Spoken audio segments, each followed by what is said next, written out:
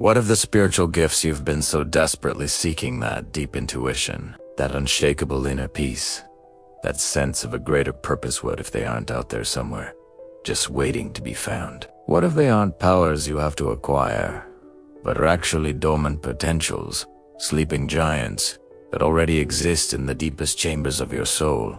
Stay with me for a moment. You know that feeling? That subtle but persistent ache of being on the verge of a breakthrough that just stays out of reach. That isn't a sign that something is missing.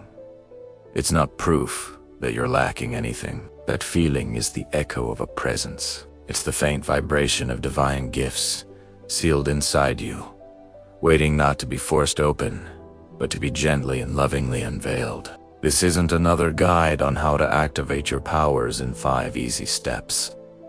This is an invitation to a journey into the mystical heart of Sufism, a timeless spiritual path that holds a forgotten truth, a powerful secret about who you are, and the divine gifts encoded into the very fabric of your being. This journey reveals how to awaken these potentials, not through force, but through the exquisitely beautiful and profound acts of purification and remembrance. Let's be honest. The modern spiritual world can feel like a frantic marketplace. We're bombarded with promises of instant awakening, workshops to unlock our third eye, and gurus who claim to have the one true key. We scroll through feeds, attend expensive retreats, collect crystals, and chase peak experiences, all in a relentless hunt for something more. We're told to manifest our gifts, to claim our power, to visualize, and to strive. And this chase, even though it comes from a sincere and beautiful desire for connection, often leads straight down a path of exhaustion and quiet desperation. It can leave you with the subtle but painful feeling of spiritual inadequacy. We look at others who seem to have it all figured out, talking about their profound intuitive hits and spiritual downloads, and we can't help but wonder, what am I doing wrong? Why isn't it working for me? So we double down on our efforts, pushing even harder, trying to pry open the doors of heaven with the crowbar of our own willpower. But the great masters of the soul, the Sufi sages, would look at this struggle with incredible compassion and offer a simple, yet world-altering piece of advice. They'd say, you're trying to force a flower to bloom in the middle of winter. You're trying to catch the wind in a net. The very energy you're spending on the chase is the energy needed to cultivate the inner garden where these gifts grow naturally. The fundamental mistake in the modern search is thinking these gifts are external prizes to be won. We treat them like achievements in a video game. We believe they are out there, separate from us, and if we just perform the right combination of actions, we'll finally get them. This puts us in a state of perpetually seeking, of not forever looking outside of ourselves for a treasure that's been buried in our own backyard all along.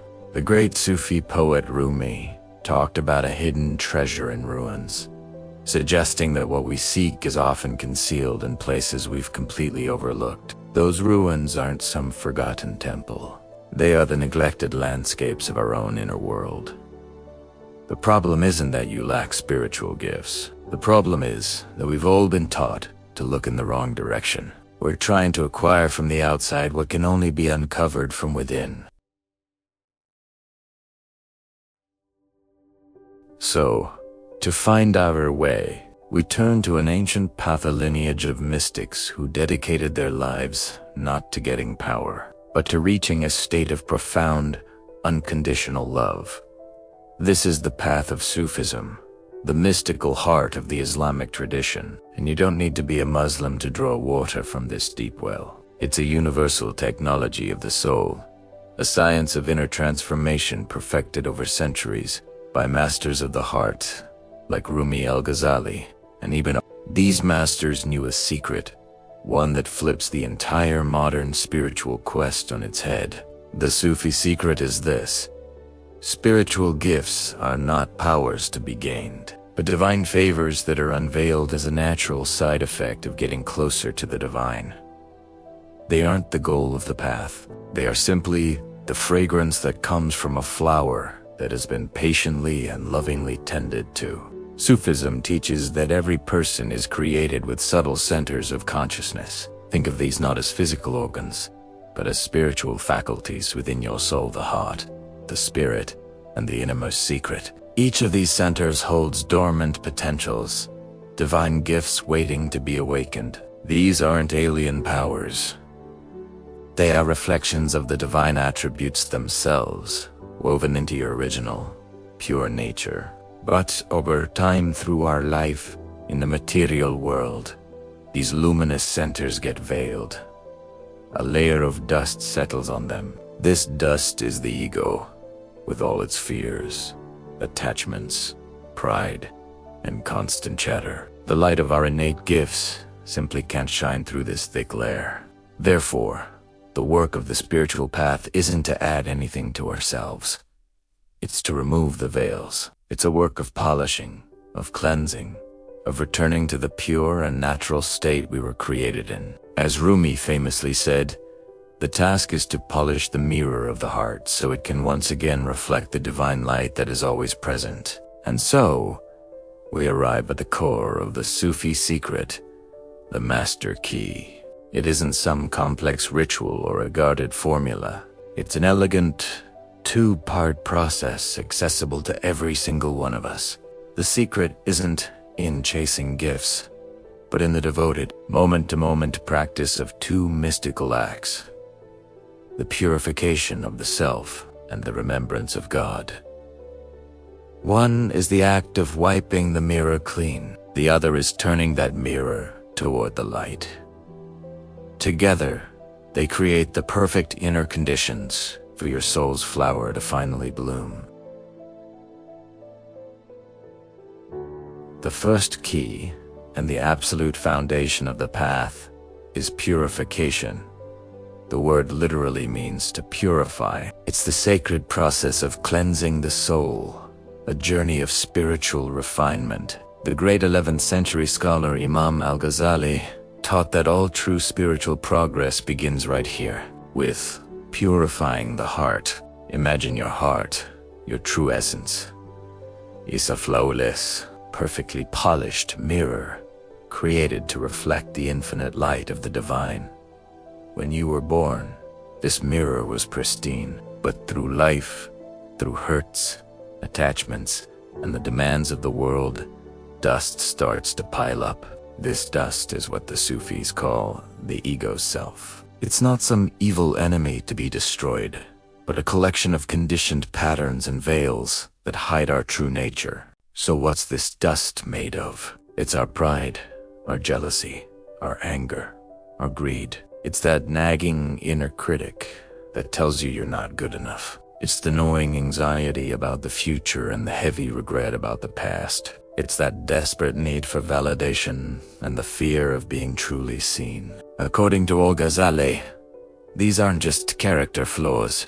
They're spiritual diseases of the heart that, if left untreated, will completely cover the mirror, leaving us feeling lost and disconnected. So how do we start polishing this mirror? It's not through harsh self-criticism or by beating ourselves up. The Sufi path is one of gentleness and deep self. The polishing begins with the simple, courageous act of observation. The practice is to simply begin witnessing the movements of your own ego without getting swept away by them. When a wave of anger rises, you learn to see it as a cloud passing through the sky of your awareness, rather than becoming the storm itself. When the voice of jealousy whispers in your ear, you just acknowledge it, recognizing it as a symptom of the ego, not as your true self. This is the start of the inner struggle, a struggle not of war, but of wisdom.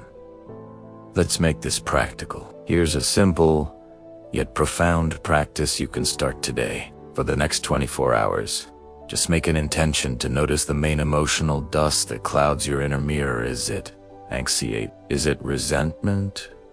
A feeling of being a victim? Your only job is to watch it. When it appears, just say to yourself internally, "Ah, there is the dust of anxiety," or "there is the dust of pride."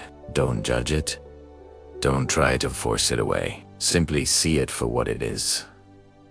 A veil, a temporary pattern, not the truth of who you are. This simple act of mindful witnessing is the polishing cloth. Each time you observe without reacting, you are gently wiping a layer of dust from the mirror of your heart. You're creating space between your true, luminous self and the conditioned patterns of the ego. This isn't about becoming perfect. It's about becoming authentic. It is the sacred work of removing what is not you, so that the magnificent light of what is you can finally shine through. Once we begin the sacred work of polishing the mirror with purification, we need the second key. If purification clears the space, this key fills that space with light. This key is remembrance. If purification is polishing the mirror, remembrance is the act of turning that polished mirror toward the sun. At its core, remembrance is the practice of remembering the divine. It's the conscious effort to bring the presence of God into every moment, every breath, every heartbeat. The Sufis teach that inside every human heart is a dormant seed, the seed of divine consciousness. But for any seed to grow, it needs water. Remembrance is the water that nourishes this divine seed within you. Without it, the heart can become a dry and barren place, no matter how pure it might seem. With it, the heart becomes a lush, vibrant garden, the perfect ground for your spiritual gifts to finally sprout. So what does this practice actually look like? In its most known form, remembrance involves repeating sacred phrases or names of God. Like the phrase, "There is no God but God," or simply repeating the name for God. But it's so much more than just repeating words. The tongue is only the starting point. The goal is for the remembrance to travel from the tongue down into the heart, until the heart itself begins to remember with every beat, silently and constantly, without you even trying. The aim is to move from remembering God to a state of being remembered by God, where your whole being becomes a living, breathing prayer. This is the process that awakens those subtle centers of consciousness. As the loving remembrance fills the heart, these spiritual senses begin to vibrate and light up. The constant focus on the divine reorients your entire system away from the pool of the ego and toward the pool of the spirit. It's this shift that unlocks their hidden functions.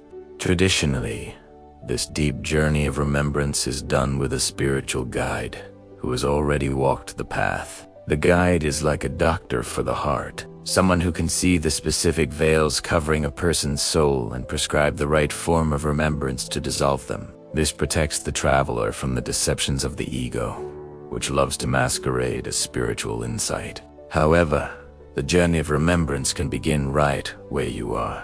Here's a simple practice to water the seed in your own heart.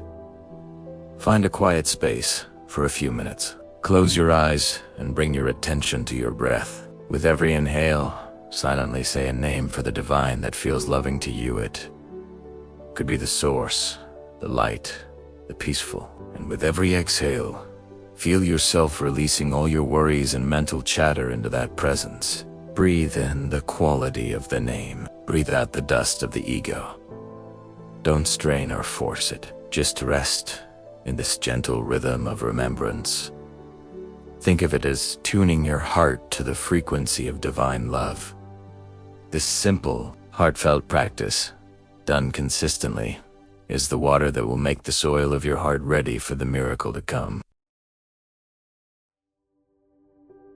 So, what happens when the mirror of the heart is polished through purification and turned toward the light through remembrance? This is where the awakening happens.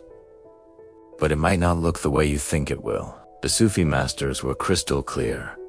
The goal is not to get supernatural powers for your ego. The greatest gift of all is the constant awareness of the divine presence. All the other gifts are just beautiful, spontaneous side effects of this sacred connection. When your hidden gifts awaken, it's less like learning a new skill and more like remembering how to use a sense you forgot you had. It's a total shift in how you perceive reality. Your intuition, for example, what the Sufis call spiritual discernment, becomes sharp and clear. This isn't because you suddenly got a psychic power, but because the relentless noise of the ego, the anxiety, the second guessing, the fear has finally been quieted. You can at last hear the subtle, wise whisper of your own soul, which was there the whole time. You might experience moments of unveiling, where profound insights and solutions to problems just arrive, fully formed in your mind, as if downloaded from a higher intelligence. This is the polished mirror of your heart, reflecting the knowledge that already exists in the universe. Poet Rumi, whose words have guided millions, was a perfect example of this. His poetry wasn't something he thought up. It was an endless stream of inspiration that flowed through him. Once his heart was opened by his teacher Shams of Tabrizi, your capacity for compassion will deepen beyond anything you can imagine. When the mirror of your heart is clean, it doesn't just reflect the divine light above. It reflects the divine light inside everyone and everything around you. You start to see others not through the filter of your own judgments, but as fellow souls on the very same journey. The walls between you and them begin to dissolve. Even more profound miracles or graces may happen, synchronicities that defy logic, prayers answered with breathtaking speed, a healing presence that comforts those around you. The 8th century female saint, Robia al-Basri, was known for her gift of divine love, a state so profound it was said to cause miracles around her. But she never chased these gifts. She only sought her beloved, and the gifts were just a spontaneous sign of that love. These are not powers to be controlled, but graces to be received with humility. This journey of unlocking your hidden spiritual gifts isn't a race to get more power. It is a slow, patient, and loving return to your own true self. The Sufi secret is that you already are what you're looking for. You are a mirror made to reflect the sun. All that's required is the gentle work of clearing away the dust and the loving discipline of turning towards the light. This is the path of purification and remembrance. It's a path of love, not of force. If this journey of uncovering the treasure within you resonates with the deepest part of your soul, subscribe for more wisdom on this path of the heart. And now, I invite you to take the first step. Share in the comments below. What veils, what dust do you feel are blocking your heart's mirror today?